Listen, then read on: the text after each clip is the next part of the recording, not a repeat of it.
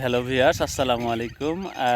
আপনারা নিশ্চয়ই দেখতে পাচ্ছেন কত সুন্দর একটি ফুলের বাগান।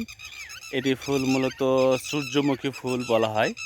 আমি এই মুহূর্তে আছি নওগাঁ জেলার নিয়ামতপুর উপজেলার পাড়ল ইউনিয়নের একটি খড়কিয়াডাঙ্গা গ্রামের পার্শ্ববর্তী একটি গ্রামে অসাধারণ একটি সূর্যমুখী ফুলের বাগান বলা হয়।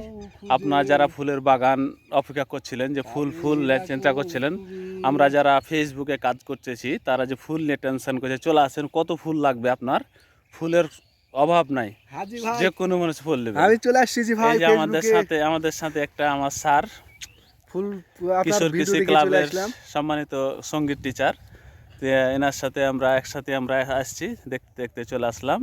আপনাদের যাদের ফুলের সমস্যা, ফুল নিয়ে আপনার উইকলি চ্যালেঞ্জ পূরণ করতে পারছেন না, আপনারা চলে আসেন, যে ফুল নিয়ে উইকলি চ্যালেঞ্জ পূরণ করতে পারেন।